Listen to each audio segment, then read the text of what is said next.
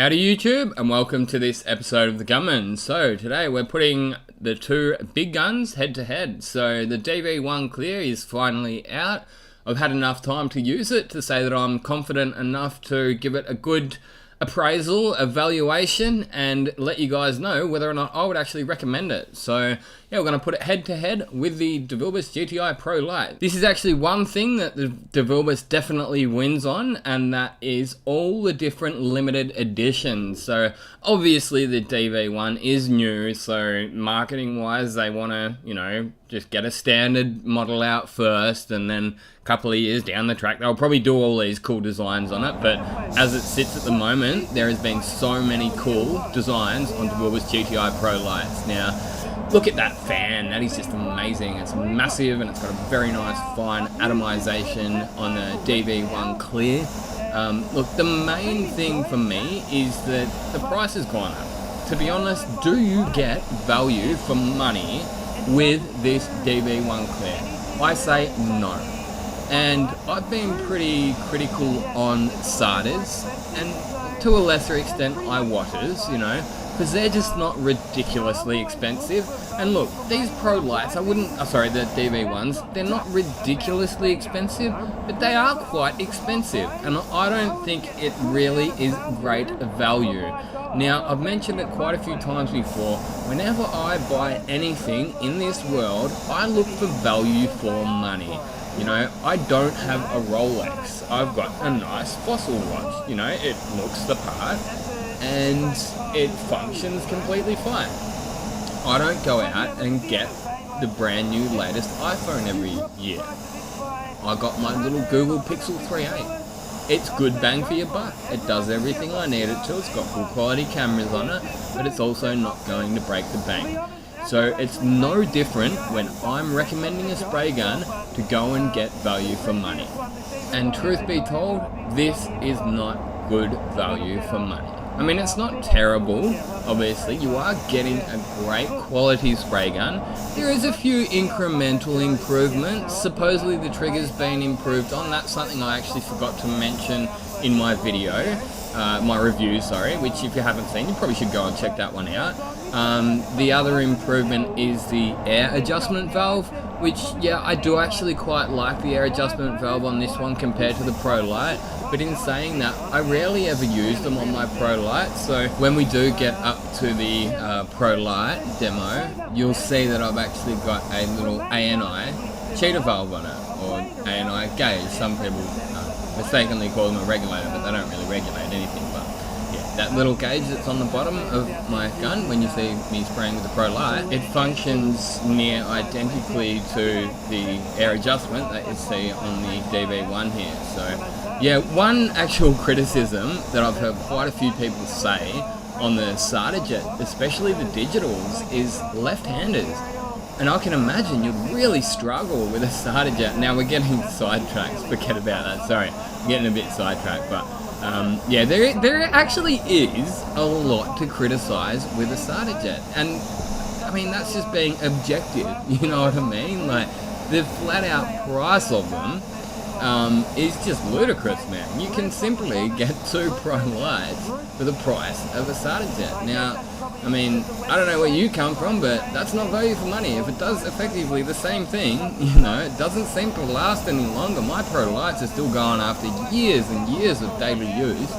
It's just like anything. If you look after your tools and equipment, they're gonna work for a long time for you. So yeah, at the end of the day, this DV1, which is really what I'm meant to be talking about, not the SATAs, but yeah, look, I mean, they're a great gun. They are built well.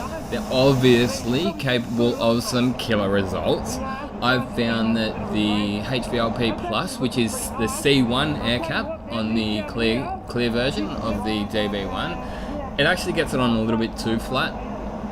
And it's not quite as efficient as my TE20. However, I'll be using the TE10 air cap in the second part of this video when we're demoing the Pro Lite, and I can barely, if at all, notice the difference in the size of the fan, the atomization, the finish, end result is near identical. And honestly, I don't even know if this gun needs to exist, the DV1. I really don't even know if it needs to exist. I mean, yeah, okay, it's cool to have the air adjustment improvement, but as far as the rest of the gun goes, I really just find it hard to see that much of an improvement over the Pro Lites, if any, to actually warrant the extra money. And look, I totally understand it from business perspective, and I can't hold that against them, you know. Guy's got to make a dollar, a company's got to make a dollar, and I do wish the best of luck to them. But yeah, I can tell you what, if they were to discontinue the Pro Lite anytime soon, that would be like the biggest mistake they ever made. I mean, I can't say that they would, but yeah, if they were to, it would just be insane. It would basically be murdering your own company. But yeah, look, for a long time, it's been no secret that one of the big things I like about the Pro Lite is the versatility, you know. So you can have guys at home that, you know, might be a little bit on the upper edge of what you'd be willing to spend as a DIY guy or a hobbyist, or someone that, you know, might paint sort of like from 10 to 50 jobs a year, whereas, you know, I'll do that in a week. You know, it might be on the upper edge of what you can justify with, you know, around the $450 at the moment, actually. If you go to Spray Guns Direct website, this gun is, yeah, a little bit more expensive because it's a limited edition, but your standard Pro Lites, they're around $450 Australian dollars at the moment. So they're quite well priced, but yeah, as I said, like, it's sort of on the upper limit of what you'd probably be able to justify. Go DV1 clear, forget about it. You wouldn't get your value for money, and as I say, it's actually kind of like no better anyway. But the other thing I was about to say is that the versatility of the air caps, you know? So you've got people like myself who like to replicate factory finishes. So I'll go for my TE20. And then you've got those certain bosses and paint companies that really try to push the HVLP. You've got that option too. You know, you can just get another air cap. You don't have to replace the entire gun. You don't have to replace all your fluid tips and your needles and stuff like that, like you actually do with SATA. You're talking $300 for a needle and needle tip and air cap set with SATA. However, the DeVilbiss, they actually cracked being able to just interchange all needles and tips and caps and stuff like that.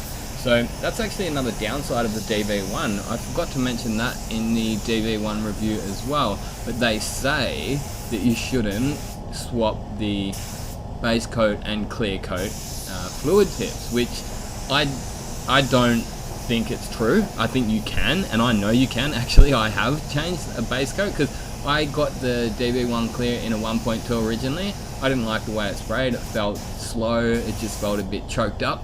So I put the 1.3 base coat one in it, fluid tip, and it worked totally fine. So I don't like the stance that they've taken with that. It just feels a bit greedy to me. Like they're trying to, you know, get you to buy more things. Whereas with the Pro Lite, it's like whatever you want, mix and match as you will. We know that these fluid tips and air caps are all going to interchange. They're going to fit. They're going to work totally fine.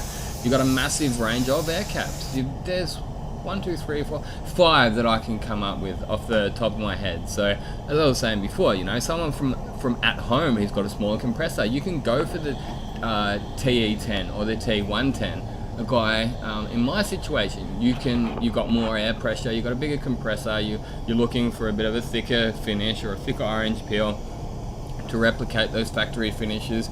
You can go for the TE20. You can even go for the HV30, which is the HVLP.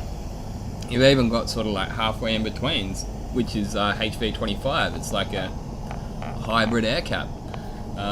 So yeah, I mean, that's one thing that I reckon if the Bellaria had more air caps, I'd be just as much in love with it. But as far as I know, the Bellaria only comes with that one air cap. So yeah, look, this isn't the greatest car in the world. It is just a Mazda Tribute, but I was able to get a nearly dead flat glass finish with the TE10. And yeah, you'd be struggling to better that with any gun. Any of the top guns on the market, I don't think you'd get any better than it. You might be able to match it, but yeah, you probably wouldn't get better.